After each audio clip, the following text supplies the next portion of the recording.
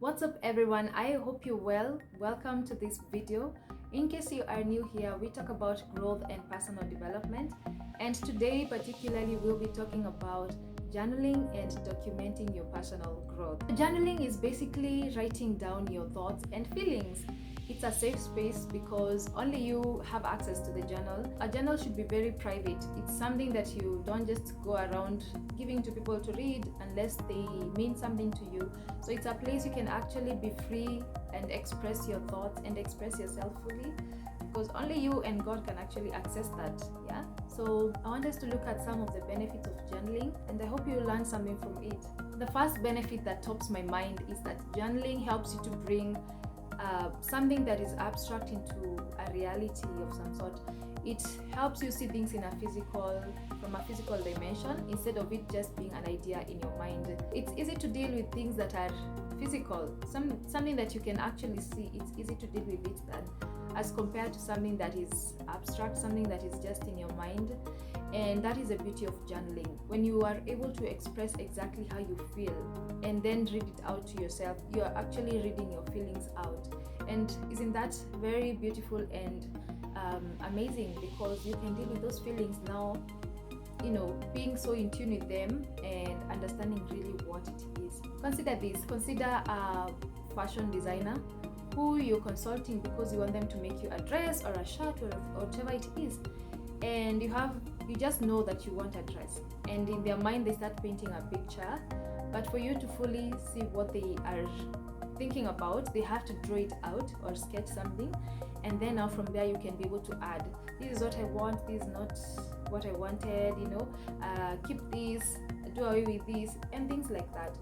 That is what journaling does to us. It's able to bring feelings into something we can see, into a more tangible form, as in terms of a physical write-up. So then you're able to deal with feelings in a much better way. I say it's a safe haven because when I started journaling, I remember I was in a very new place, a new environment. I had people around me, yes, but I can't say that they were close enough for me to open up about different things. So that's when I started the journey of journaling, and 4 journals down the line, and I can actually say that it's a beautiful process and I really enjoy it. And one thing that I have noticed is that people complicate journaling, and that's why most people don't do it. Journaling can be very easy if you want it to be. It all depends on you. You can do it as simply as you want. You can do it maybe once a week, once a month, whatever works for you.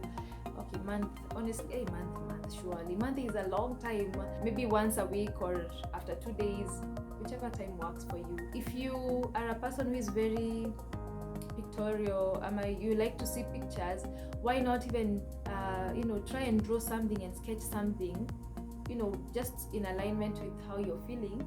And when you look at it years from now or months from now, you'll be like, this is how I was feeling, and it takes you back to that place, exactly how you were feeling at that particular moment. So try not to complicate your journaling process, to make it easy and enjoyable, so that you're in it for a long haul, right? That is what we are trying to achieve, not you journaling one day and then you're off. The other benefit of journaling is it helps you become very mindful and aware and alert, because you can't journal and watch a movie at the same time. I know it doesn't work for me, and I think it doesn't work for most people. So you have to be fully present. When you are expressing how you're feeling, you want your whole body to be in sync with that. So it helps us to become very mindful, and it creates that tendency of being mindful even around people. So it's a good practice, and I hope that you really get to benefit even from that aspect as well once you start journaling. Did you know that journaling can help you improve your communication, especially verbal communication? Because personally, I like to read back what I have written, and I like to hear how it sounded in my mind, and I like reading it out to myself. So journaling can really help you improve your communication, because if you are reading something out, you're able to pick out the mistakes that you're making in the process. It's actually a very good tool to help you improve your communication. The other thing is that when you journal, you are keeping a record, right? You are keeping a record of the things that you would want to achieve And when I journal, I like to paint the picture so clearly, and it's very helpful because if you are daydreaming or envisioning a house, and you have something that you really want this house to have, and you are thinking about something that you really want in this house, you have to be as detailed as you can be in the journal, because you might not be able to remember that thought when you just sit down, but when you look at your journal, you're able to remember, oh my goodness, this is the house I had envisioned, and it brings back everything so clearly. So it helps us to be in alignment with our goals. In case we are slacking off a bit, it brings us back to that when you start to revisit it, when you go back to it and see, this is what I had in mind and this is what I had been working on. It's a good tool to help us come back to our dreams and just realign ourselves with the goals that we had put for ourselves initially. The other benefit of journaling is that it helps us to look back at the dreams that have become a reality, and you have actually something to be grateful for. So it helps us to cultivate an attitude of gratitude. The beauty about journaling is that you can't erase what you write. Once it's written, that's it. You can't go back. Who even has the energy to go back and start erasing and adding details to what they thought at that time?